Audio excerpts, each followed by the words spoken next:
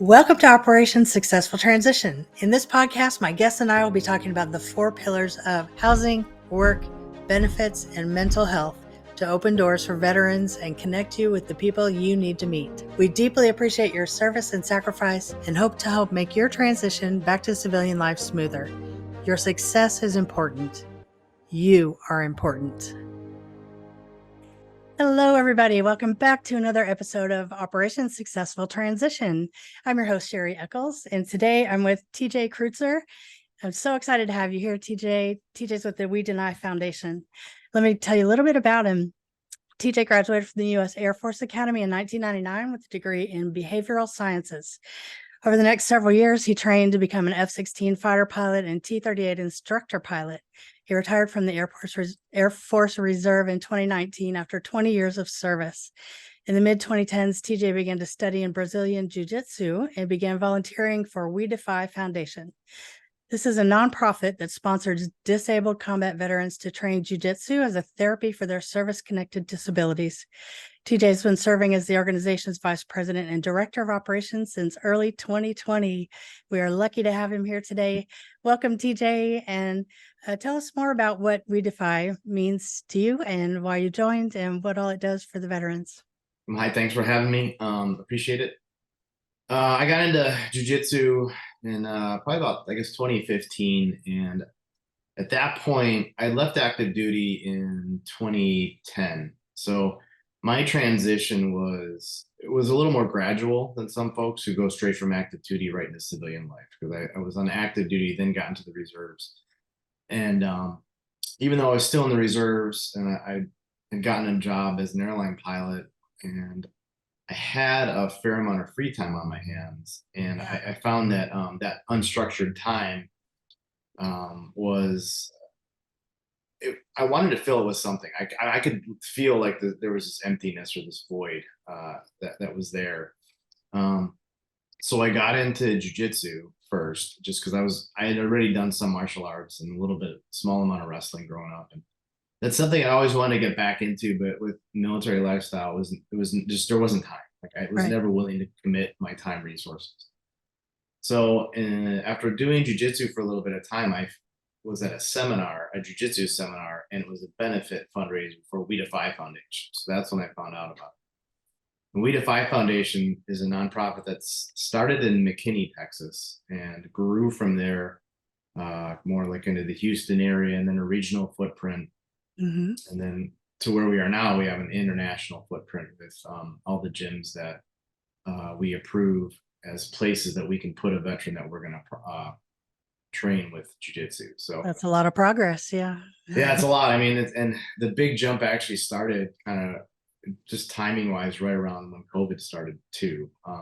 We were shifting gears from kind of an ad hoc regional model into this structure and footprint that would let us service, what we were thinking would just be, the national footprint, and then anything else after that. So it's kind of crazy that we had all that growth at that time, because there were so many restrictions on what we could easily pull off. But I think it's also a testament to like how badly people need community, and people need to be a part of a thing. Excuse me, I'm sorry to interrupt you, but with the veterans that I've talked to, my conception before I dove into all this was more about PTSD being a big thing that everybody survived with. But I'm finding that there are a lot of people that the camaraderie and that sense of community is what they're missing more than anything else when they get out of the service. So that speaks to what you're saying about people need a sense of community and to feel like they belong somewhere. Yeah. So I'm sure we'll get into this more later about jiu-jitsu itself, but that's one of the great things about the sport is it's extremely community based. So that's one of the reasons why it's so powerful. So this organization was set up by two people, Joey Bozic and Alan Shabaro in McKinney. And Alan is a Brazilian Jiu-Jitsu black belt, Special Forces, Army, and one of his students, Joey, was a triple amputee who was injured in an IED in Iraq. And Joey brought his daughter to Alan's gym because Joey had done some combatives in the past too, like growing up, maybe even some like martial arts, and he might have been a wrestler as well. I can't quite remember, but he brought his daughter in, and Alan said, why don't you train? And Joey's like, well, I don't know with these injuries what I'm really capable of doing. And Alan said, well, let's figure it out. Right. So he talked Joey into coming into private lessons. They did privates for a while. And then one day Alan decided, he's like, well, I'll see you at class on Tuesday night. And Joey he just kind of threw that out there. And Joey was like, well, I guess I'll try to go to the whole class. And that first class, I mean, jiu-jitsu is a grappling art. There's no striking. It's sort of like wrestling, but with chokes and arm locks and things like that. And every class we train after the technique part, we do live training, live rolling. It's practical application. So from day one, you are actively fighting with people, it's a safe environment because you tap out when it gets to be too much, whether it's Sure. because someone's choking you, or even if it's just too much pressure and you're new, you're uncomfortable, anything like that. Yeah. That's sort of a contract within the sport. But when you've had enough, you tap, and personal training was stopped. So Joey went in there and, had a little bit of experience now from these privates, but really got got defeated, like not in a bad way. I just mean every roll he got beat, by whoever he was rolling with. But he loved it. And it was because when he was in there, he was treated like an equal. Yeah. Nobody was trying to take it easy on him because he was an amputee. Nobody was trying to make accommodations for him or trying to make this thing less challenging, less difficult. So bring what you have to this mat and figure out how to do it. And that was the first time, or one of the few times I think up to that point, where he'd really felt that. And that leads itself into that camaraderie and that community feeling. There's trust that gets built, and appreciation for each other, things like that. And, he committed to that process, to the classes. He ended up competing and growing with jiu-jitsu. And after a while, he and Alan recognized like what it was doing for his mental health, the choices he was making about physical health. Because when you do this sport, you want to get in shape. You want to, like, most of the people who are attracted to this, whether they're military or not, are on some level high achievers in something, or they're competitive or whatever. And they're going to make changes in their life, diet wise, sleep wise, like alcohol, whatever, so that they are prepared to do well in class. So they noticed this was happening to Joey. And then the two of them said, well, what if we could offer this to other veterans? So they were the founders, and they figured out how to get the nonprofit piece all stood up and figured out what the model and the vision was. And they did that for a couple of years with the board that they were on. And then in the June, or actually not really necessarily June, but summer 2019 timeframe, they kind of shifted and handed what they had produced up to that point over to another board that was going to be more focused on, okay, now that they've established how this is going to work, let's see if we can extrapolate that out into a different, like a larger footprint, a larger organizational structure. We're going to bring in volunteers. That was the volunteer aspect started a little before that board shift. That's where I got pulled into it, was when they had the beginning of the volunteer network. So there were 17 of us that were brought on at first, because they were recognizing with fundraising and all the responsibilities and trying to run their gyms and have their normal life. Now you throw a nonprofit onto it, and it's a lot of work. Right. So we pulled in this volunteer team and started at 17, and now we've got over 300 of them. And wow. we just keep growing. And almost the entire foundation is run by volunteers. We have less than half a dozen people that we compensate, as contractors. Yeah. And then all the other work is done by people like myself, the other guys on the board, people in the volunteer network that make sure this all happens for the veterans that we're trying to serve. Yeah, I think this is awesome. I can see where if you were some kind of amputee or some kind of had a disability to that extent, where you would feel, I don't know, like you wouldn't believe so much that you could do everything, right? And then through figuring out what you can do, you find out how able you are. I think that's a great thing. And I can see where that would build on your mental health and bleed into all the other areas of taking care of yourself. Like you say, with the sleep, the diet, the alcohol, whatever those habits might be. So I think this is a great thing. And I hope you guys are able to keep going and expand it even more and more. What states are you in? Are you across the country in all the Yeah. states? Or? So what we do is we partner or we approve a local gym Mhm. so that we can send veterans that we sponsor to that gym. So everywhere we send people, we've vetted the facility to make sure it's a program we want to be involved in. Okay. And we have 48 states, and we have Guam, Puerto Rico, Japan, and we're looking at a couple other countries where we've got service members that have said, "Hey, I see what you guys are doing. We've got retirees out here, or people that are living here now after service, or they've stayed here. I want to help them too." So that's how the thing in Japan started. It's in Okinawa, and there's a lot of Americans that have retired there that meet our eligibility under 80% disability, sometime in a combat zone of some type, and an honorable discharge. So those people aren't just in the United States; they're all over the world. And we're Right. finding that people that get jujitsu and that understand jujitsu and what it does, that are all over the world, want to pull our community into theirs, and broaden what veterans are experiencing, help them where they can with that transition. So locally there, I believe there's an MMA place that's run by a veteran. That's the connections that are going on in my head. I don't know if someplace like that would be good for y'all, or something that you might want to vet out. I can. It can be, and get if that to you later. Yeah, I mean, you can always send it to us, and we've got over 700 gyms across the world right now that we're currently partnered with or approved. And then on our roster, we have ballpark of 500 people right now that are currently enrolled in the program. So, I mean, it's not two or three; it's a lot of people nowadays. Yeah. Which is awesome, because in 2019, right before COVID, we had just had a pretty successful year compared to the expectation at the time, and they were consistently putting 5 people into the program a month. And now we are putting in 45 a month. Wow. So, and I'm just pulling up my map of gyms. So I'm looking at College Station right now. We have a gym there called Brazos Valley Mixed Martial Arts. Yeah, that's probably exactly what I'm thinking about. Okay. So if you are a disabled veteran and you want to join up with this, is there a cost for it, or is it free to them? Or is there an expense associated, or?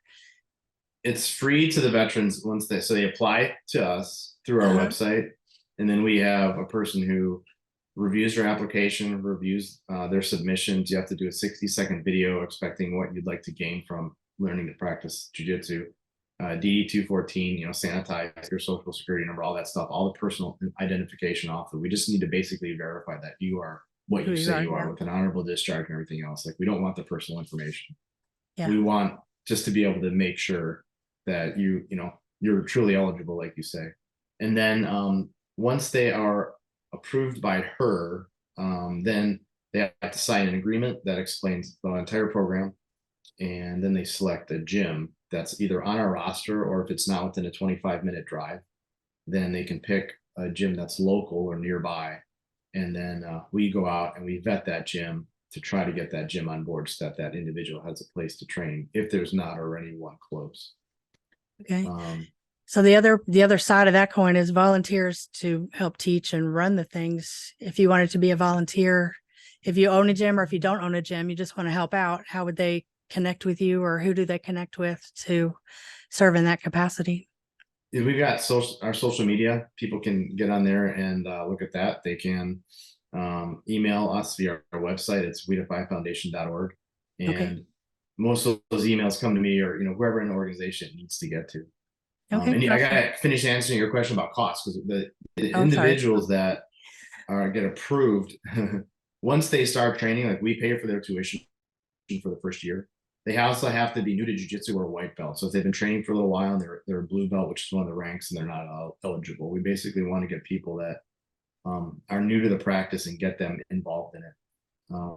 And then we provide them with 2 uniforms, whether they're from us, or if the some gyms require certain uniforms, then we'll provide the gym uniforms as well. Nice. Well, this sounds like a fabulous program. I hadn't heard about it, so I started looking into all this, and I think that's just an amazing thing. besides the camaraderie and that feeling of belonging, the learning how able you are, it's a release of endorphins to do that exercise. And if they're not in the habit of doing that, post injury, that's also good for the mental health and just everything, those endorphins that are released, the dopamine and all that.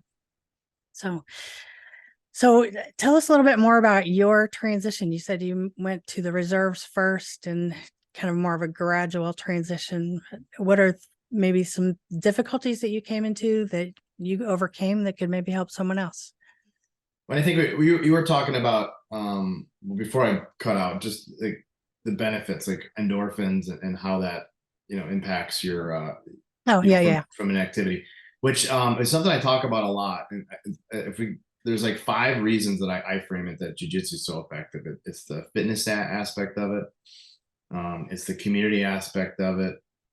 There's like a human touch piece to it that's really, really important that I think it's missed a lot. Yeah. There's structure involved. And then there's also finally the achievement.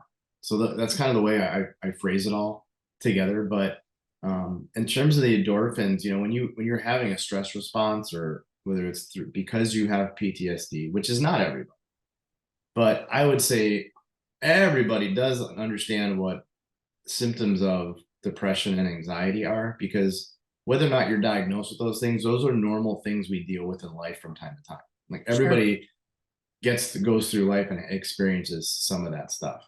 Yeah, life is peaks and valleys. Yeah. And when those things come up, your body gets put on, kind of on edge, right? You're always getting ready to like fight the saber-toothed tiger. There's a physiological response that evolutionaries come along with the anxiety and depression, the other things that happen to us. So when you are in the gym, even if you're just exercising, you're using those hormones, those stress hormones, in a positive way. When they're not used, they wreak havoc on the body over the long term, like cortisol and some of the other chemicals. So we find is when we do jiu-jitsu, you're releasing the positive endorphins, but you're also using up the hormones that are meant to be there for action to be taken. And one of the things that people dealing with trauma or mental health struggles, and it can be day-to-day life, is a rumination loop, which is a thought process that we get into that it just continues. It's a problem-solving thing that we go through cognitively. When we can't solve the problem, we keep coming back to that. And it's the thing that you wake up and you feel okay, and then your brain goes to it. And you're like, I thought last night I let it go.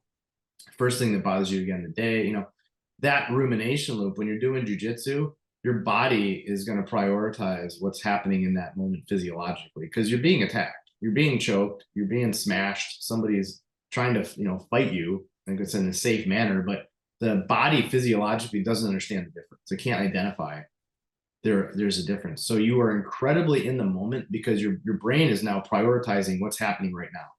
And it effectively breaks up that rumination. When you do that one time, you maybe feel good for a little while and you go home and you get stuck back in the loop again. But if you do it 3 times a week, 4 times a week, 5 times a week, that becomes a therapy, because you're breaking up that rumination loop. So you're breaking the cognitive problem and replacing it with something that's physiologically and cognitively positive. You pair that with the endorphins from human touch, which we get in jiu-jitsu. We're built for human touch. Like when I touch my 10-year-old's face or hold his hand, like I want to hold his hand until he's 40, but he's not going to. And when you have to stop like that, I'm 12, and you got to stop doing that because it's embarrassing. It's going to kill me. I know, right? Right.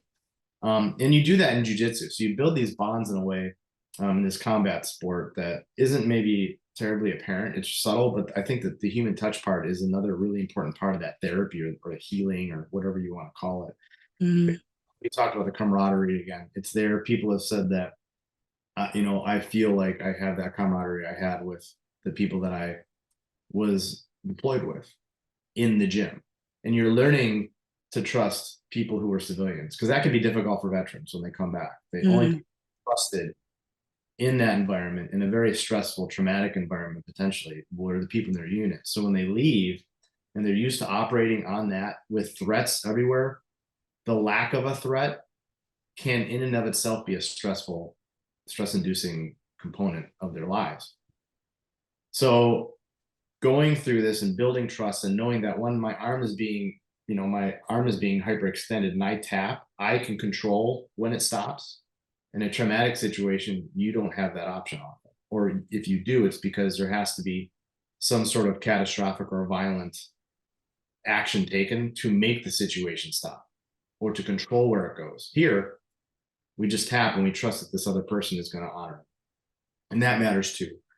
And then to me, the structure of it, like, there's belt ranks. We know who the instructor is. They're a black belt. We have that parallel in the military. And if everything in your life is seemingly a bunch of question marks, like I trying to find a job, I'm having trouble with my finances, maybe my home life, there's some struggles there. But every Tuesday night at 5:30, I go to jiu-jitsu. And it adds a piece of structure that can kind of be an anchor for people going through that transition. And then to me, the last thing that all that together leads to is achievement. And you kind of said this earlier, but finding your limits and learning what you really are capable of. Our hashtag is prove them wrong, because it's not uncommon for a veteran to be told, by friends and family, by the VA, hey, this is who you are. This is what you're capable of. These are the things, these are the challenges you're going to see. And those external voices and narratives can be internalized.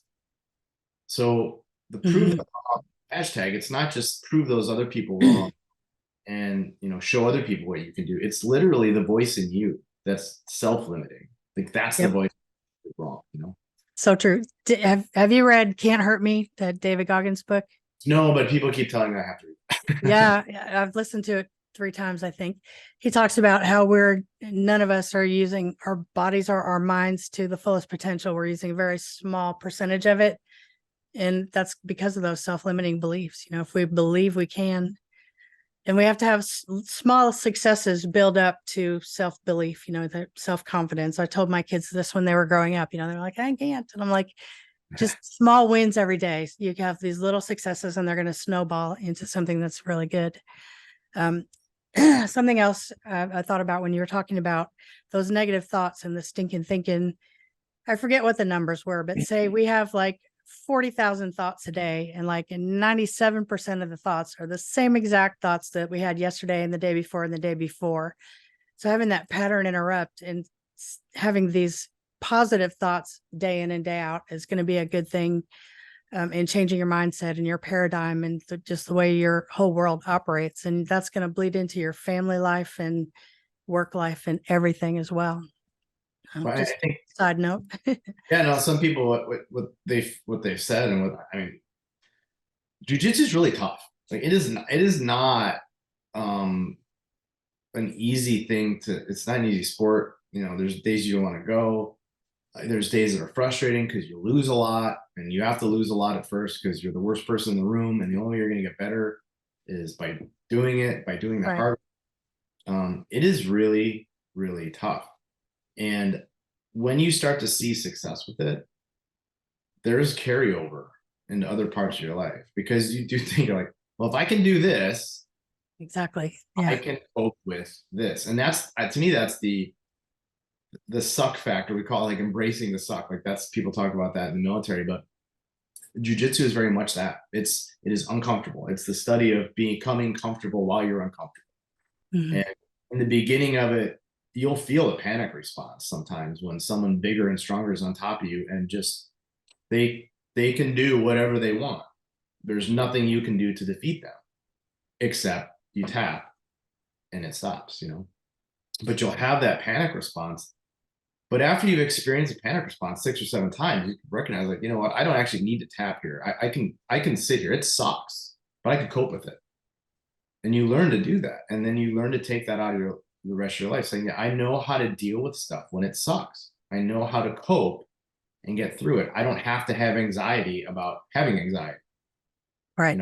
And it's the situation that sucks. It's not you that sucks. So having successes gives you feel more worthy, like you're more deserving of love, more, all those kind of good feelings. So it's not so personalized, the things that go wrong. It's not about you. It's about the situation. Yeah. This too shall pass. It'll get better. Yeah. that's a great way to phrase it, because you are learning to take yourself away from it and recognize that things are happening around you and you only have this much control. But all this stuff that you can't control, you can cope with it. It's okay. You'll get through it. And you can bring that into your life. And I think that's probably the most powerful lesson that you get from jiu-jitsu is how to cope. When things are not comfortable, it's okay. We will get through it. Well, being put into the situation of being a triple amputee is something you definitely need tools for coping with. And that's just, wow. I can't even imagine. Just can't even imagine what would go through someone's brain and the mindset work that you would have to do if something like that happened. So people like that need things like this and people like you to help them learn to cope and get through things. Well, I think it's easy to say people in that situation, they probably need a tool set, but to me, the power of jiu-jitsu isn't veterans.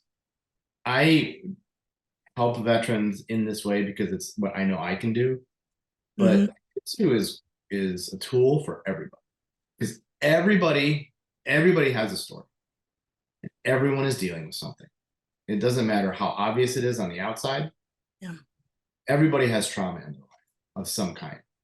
And jiu-jitsu is a wonderful tool for anybody who's a human to figure out ways to cope and to move forward and to hopefully broaden what they thought they were capable of. So it doesn't have to be an obvious trauma. Those are maybe a little easier examples to identify, but on the inside, everybody that does jiu-jitsu is learning to cope with something in their life that was a struggle. I can see there's a generation that professes to have anxiety. Seems like this whole generation could use something like jiu-jitsu to help them cope with, because I think that anxiety comes from what you were saying before, where the adrenaline is just bubbling up inside and there's never anything that lets it out or helps the body deal with it. It just stays in there and wreaks havoc and causes those anxious feelings. So yeah. And it doesn't have to be, jiu-jitsu is a great tool for it. It doesn't have to be jiu-jitsu. right. It can be any physical thing. Yeah. I'm biased because I think this one is about as good as you're going to get, because it hits a lot of different factors. But you've got to find your thing, whatever it is that provides release, provides community, provides a sense of purpose, because that's what jiu-jitsu provides, that to these veterans that have lost, maybe they feel like the sense of purpose they had in the military, but this brings back goals again, things that you want to accomplish. And it's the sense of purpose for this is, for a lot of these folks, it's once they start to see improvements in their own life, the sense of purpose then becomes like, well, how do I help other people to do that too? A lot of our volunteers are people that were scholarship recipients. Yep. So even not serving the country in a fighting type training fashion or a combat oriented fashion, they're still looking to make the world better based on what they've just experienced. And how do I bring more people into this? That provides sense of purpose. Yeah, leadership starts to come out. Once you have a certain amount of mastery, you want to share and teach and mentor, and that, it just sounds like a great process for so many reasons. Yeah, I'm totally by it. I totally think it's incredible. yeah, sounds like it. It seems like, where was I going? What was I thinking? I lost my train of thought. Sorry about that. Yeah, so we've talked about if you want to find a gym that way, if you want to volunteer, we've talked about the cost, about the benefits. What are we leaving out? What other? I think that covers for the most part, the program. Just go to the website and, there's email links in there. Look through what's presented. But then if you have a question, info at wedefyfoundation.org, that comes to a couple of us that filter to different parts of the organization who needs to answer what, whether it's a volunteer, you're interested in training, you want to be at your gym, you want to be a donor, you want to support us. Okay, donor, that's another thing we haven't talked about. You are a nonprofit and you spoke about benefits. Benefits are one way to fund it, but donations and grants are other ways that you get your money. So if people wanted to donate, they could go onto your website and find a link to click to donate money to, right?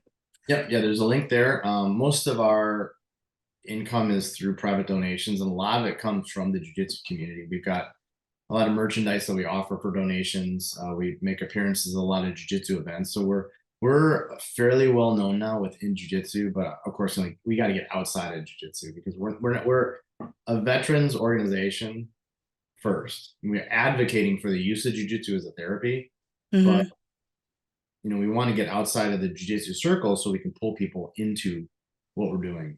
The two other pillars, if there's three of them, if I can't do that anymore because I have some arthritis in my finger. I do it like this instead. Yeah.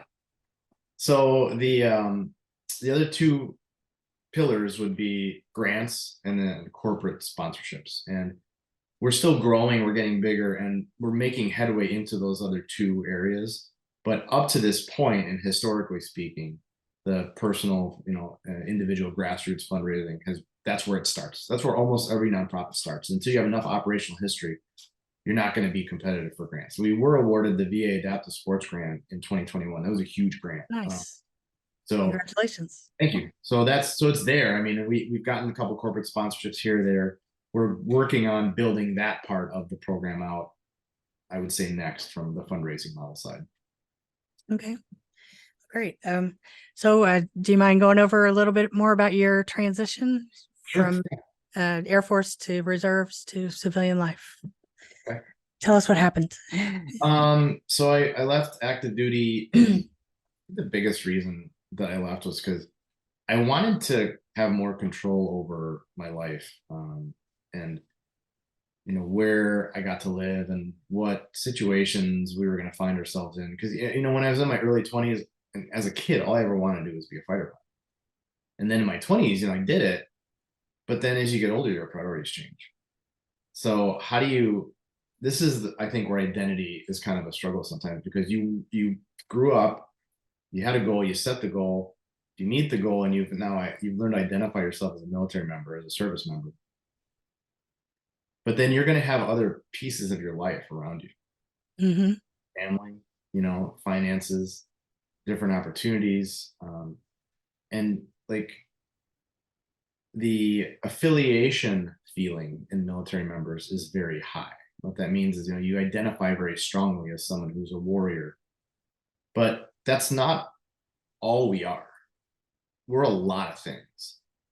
And I think as we get older, sometimes, at least for me, in my individual case, a lot of those other things were pulling at too, and I had to learn how to view myself and my own identity as flexible enough to encompass, being a dad, being a husband, being a soldier, eventually being a combat sports athlete, leading in that community, all these things that were becoming important to me, and trying to balance it all out. And sometimes there can be, I think, for some people, a little bit of guilt or a little bit of confusion about, well, but I serve, like, that's what I do. And that to me, I had to figure out how to cope with that shift a little bit. And I think that's why I jumped so deeply into We Defy Foundation, because that provided me that outlet to still feel, the desire to lead, the desire to have a sense of purpose for people other than myself, but then also have the time and the commitment to be a dad, to be present, and not deployed all the time, to try to be a good husband, also to live where we want to live instead of having to uproot all the time. Because we've lived here in Minnesota now for 12 years, and I have a social network in the community that I've never experienced before. It's different than the community you have in the military, because everybody's used to moving, and you're welcomed into a new squad and it's great, but then people are leaving, people are coming and going, and you build relationships that are very close with these people because of the nature of the work and the deployments. But I really like being a part of my community too, like the parents that of kids of my my kids' friends' parents, my neighbors. I like having relationships with those people. it's tough to establish that when you're moving every 2 to 3 years. Yeah. You know? Yeah. The So, military gives you stability in career and a structure, but there's yep. not stability in your life. So Yeah, now you it's have the right. stability in your life and you can build these other things. Yeah, it's a set of trade-offs. So as an individual, I'm really, really good at creating structure around myself. So I like taking inputs that are a mess and creating an output. I mean, that's kind of, I think, why I like the work I do with part of the foundation, because it was creating more and more organization. As the thing grew, you need more processes. You need Yeah. more Systems. Yeah. systems. You need people you can delegate functions to. My brain likes that work a lot. So when I left the military, there was a gap for that, and I found it through this. So I think in that transition, what it comes down to is whatever sense of purpose is for you. That's the piece I think veterans really, really need in that transition, because it's that idle time where you're not committed to something that provides that sense of purpose that causes, can cause a lot of issues with cognitive challenges. Mhm. Yeah. Anxiety. Idle hands are the devil's playground, right? Yeah, I mean, that's exactly right. So if you don't have that sense of purpose, um, your time your time is idle. That's where, bad habits can develop, and anxiety. I mean, Bad that's, habits and then stinking thinking. And I yeah, heard something, this number, the 22 a day, which I think it's more than that. But, and not hard and fast or anything, but I have talked to people and heard that more suicides happen while there's alcohol in the person's system. So you have these bad thoughts, you start drinking, then it kind of snowballs in that direction. So getting those out of those habits and out of that thought pattern, this whole thing is good for that. And yeah. I mean, like I said, sense of purpose. It's what do yeah, you when you leave the military, you lose that. That sense of purpose ties directly into identity. Like, who do you think you are? What is your value set? And then once you're out of the military, how do you take those pieces of you and mesh it in with regular civilian life? And I think if you tie yourself too strongly to that veteran identity, um, sometimes that will close off opportunities that you won't be willing to take because of what you consider yourself to be. I'm this. Um, Part of it can be a defense mechanism too, depending on what that person's dealing with. I think, especially if there's anxiety and trauma, mm-hmm. we're trying to protect ourselves from experiencing it. So to wall ourselves off, to isolate, that's very common for veterans, to not make connections with the civilians, or to say either I don't understand them or they don't understand me. That's a defense mechanism, because for some people, I think, because they're already experiencing some level of discomfort or pain.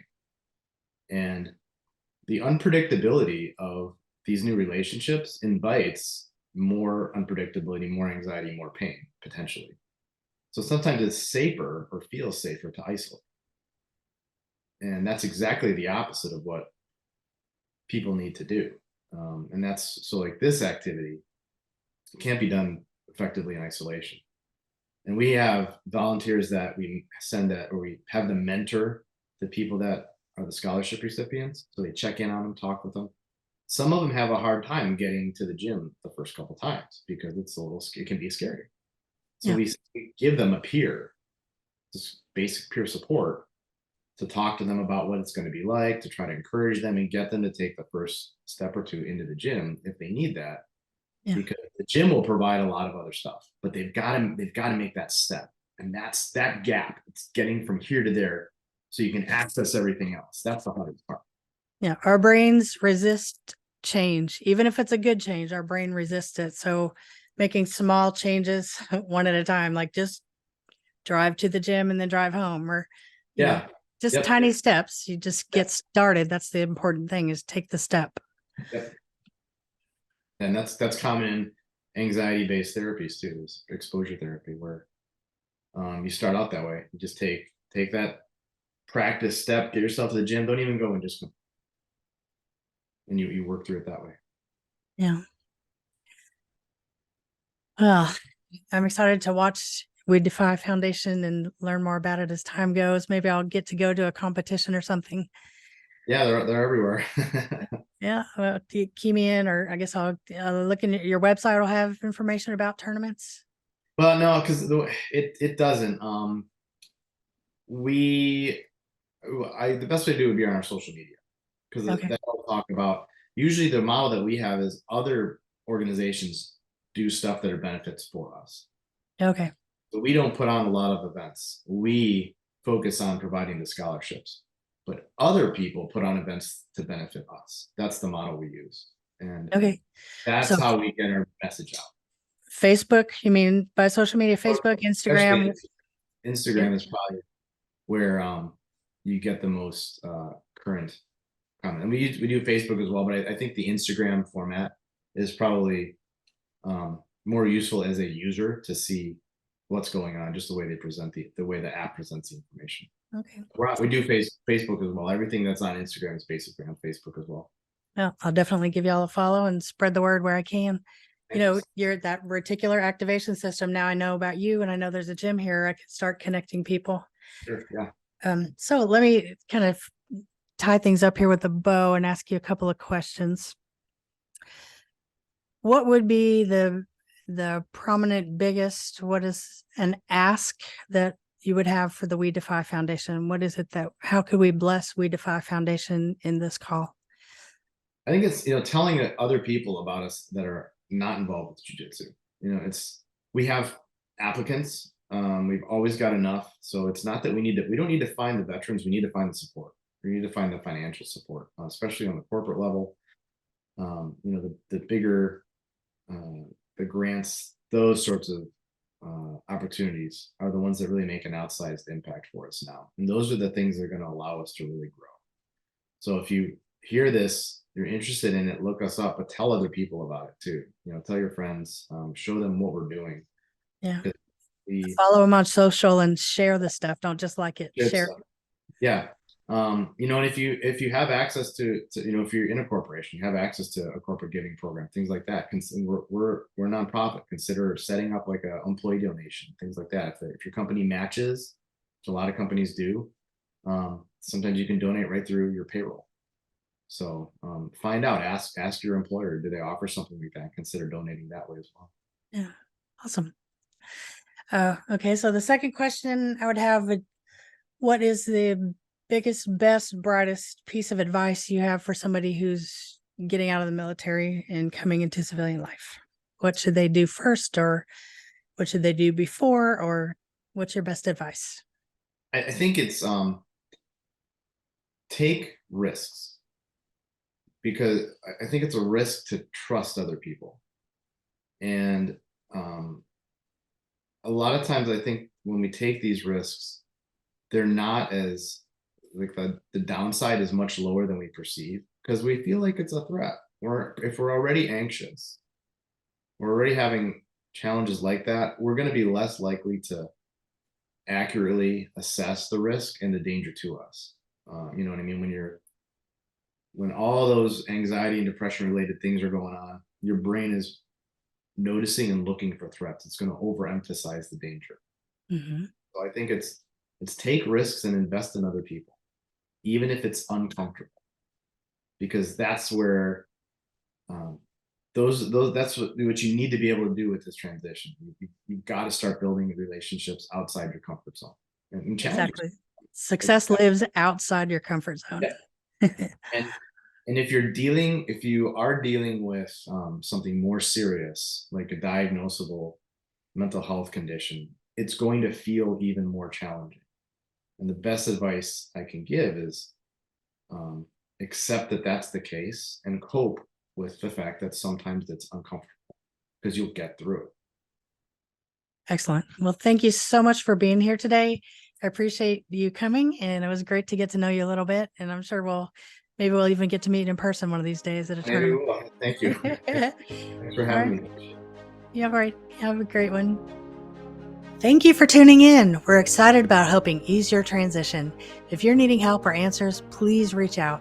I would love to find an expert who can answer the questions in a future episode, or I can connect you with someone for more immediate help. We are here to serve you for a change. Don't be shy. My contact information is right here for you to use.